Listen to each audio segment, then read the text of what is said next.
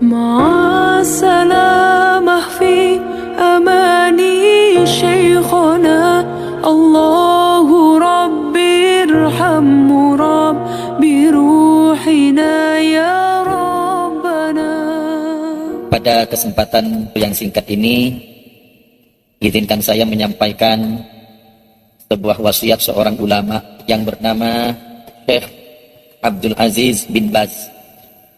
Ini seorang ulama kenamaan Timur Tengah, memberikan wasiat kepada kita kaum muslimin dan muslimat dimanapun berada. Wasiatnya adalah untuk tidak meninggalkan 3 buah doa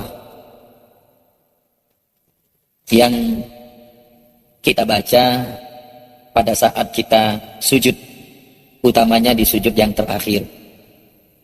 Ini wasiat dari seorang ulama, meminta kepada kita jangan sampai lupa 3 doa ini dibaca pada saat sujud terakhir.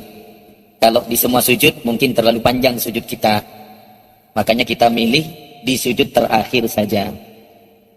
Mengapa di sujud yang kita pilih, tidak di tempat-tempat lain, tidak pada saat berdiri, tidak pada saat ruku, i'tidal, duduk di antara 2 sujud, atau di tahiyat? Mengapa kita pilih di sujud? Atau wasiat ulama ini menyuruh kita membacanya di sujud? Karena sedekat-dekatnya hubungan kita seorang hamba dengan Khaliqnya, yaitu Allah, adalah pada saat kita sujud.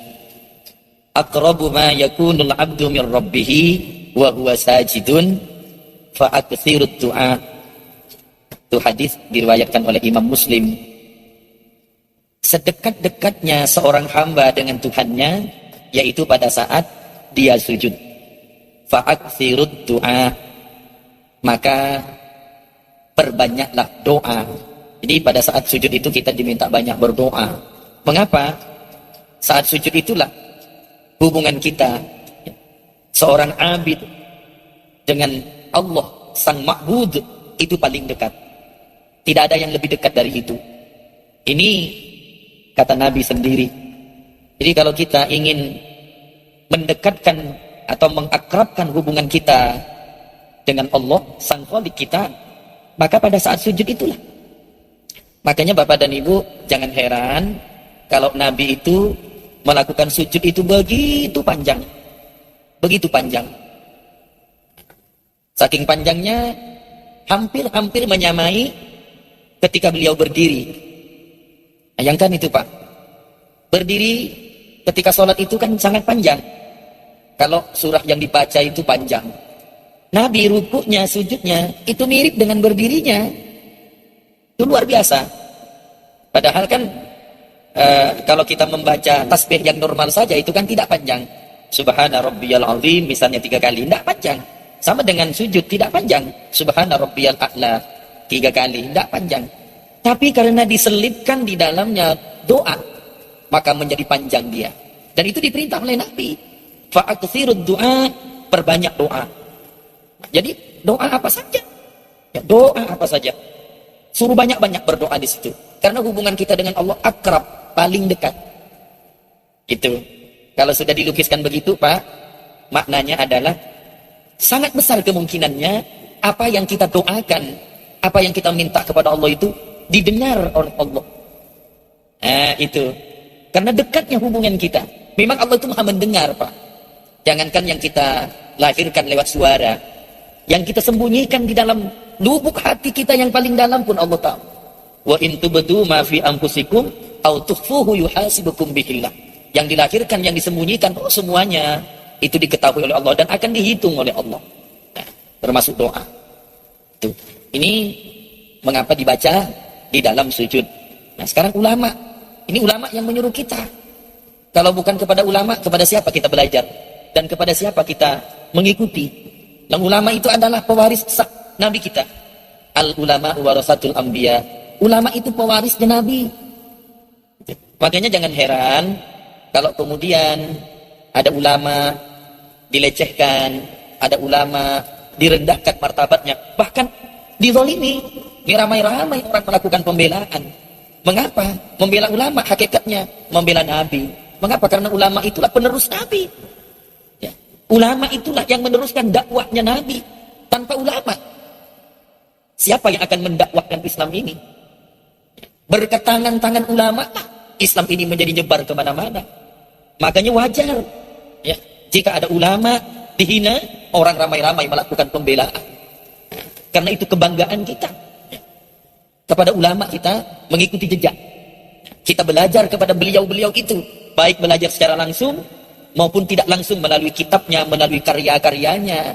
Kita belajar kepada mereka. Oleh karena itu, ya, kita ikuti, ya, apa yang dinasihatkan, apa yang diwasiatkan oleh ulama. Termasuk ini. Nah, ini Syekh Abdul Aziz bin Baz mewasiatkan kepada kita untuk membaca. Mudah-mudahan 3 doa ini, walaupun sekilas saya sampaikan nanti, salah satunya ada yang nyantol, ada yang diingat. Alhamdulillah kalau 3-tiganya. Ini doa sudah familiar, sudah terbiasa, hanya mungkin kita tidak membacanya selama ini. Yang pertama adalah, Allahumma inni as'aluka husnal khatimah. Ini kan biasa Pak, kita dengar doa ini. Allahumma inni as'aluka husnal khatimah. Ya Allah, aku mohon kepadamu, atau aku minta kepadamu husnul khatimah. Baik penghabisan. Nah, kita kan berlindung kepada Allah Pak, min su'il khatimah, dari jelek penghabisan. Tidak ada yang kita dambakan di dunia ini Pak, kecuali di penghujung hayat kita itu dalam keadaan baik, dalam keadaan husnul khatimah. Itu yang kita minta. Siapa yang menjamin bahwa kita itu husnul khatimah? Tidak ada. Ya, ulama sekalipun, abid sekalipun, tidak ada yang menjamin yang bersangkutan husnul khotimah, tidak ada. Makanya kita minta kepada Allah. Jangan lalu mentang-mentang kita selama ini merasa sudah takwa, merasa sudah begitu taat, merasa sudah menjalankan semua perintah agama, sudah memastikan diri kita husnul khotimah. Tidak bisa. Apakah husnul khotimah atau su'ul khotimah? Itu hak prerogatif Allah semuanya. Makanya kita minta. Jangan sampai di ujung hayat kita dalam keadaan su'ul khotimah. Itu tidak bisa Pak. Kita pastikan, saya pasti husnul khotimah, nggak bisa. Nggak bisa. Kita mau mati seperti apa?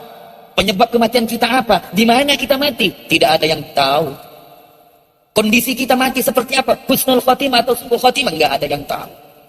Makanya wajar kita minta, Allahumma inni as'aluka husnal khotimah. Ini mudah-mudahan bisa diingat. Allahumma inni as'aluka husnal khatimah. 1. Yang kedua, Allahumma rizukni taubatan nasuha qoblal maut. Ya Allah, karuniai hamba taubat nasuha sebelum mati. Itu yang kita minta. Taubat nasuha itu taubat yang sungguh-sungguh. Taubat yang membawa kita tidak melakukan lagi maksiat, mungkarat, dosa kepada Allah. Selama kita mengulangi dosa yang kita lakukan, belum nasuha kita Pak. Taubat kita hanya taubat reguler saja, taubat harian saja. Yang kita minta adalah taubat nasuha, taubat yang betul-betul tidak lagi membawa diri kita masuk kepada lembah dosa. Itu taubat nasuha. Itu yang kita minta sebelum mati. Sebelum mati. Jadi sebelum maut menjemput kita sudah berada dalam kondisi taubatan nasuha. Makanya harus diminta ini. Sama dengan yang pertama, tidak ada jaminan Pak. Di ujung kita sudah taubat nasuha atau belum? Tidak ada jaminan. Makanya yang ini kita minta juga. Jangan sampai tobat kita tobat sambal. Apa maksudnya tobat sambal Pak? Cuma pedas sebentar.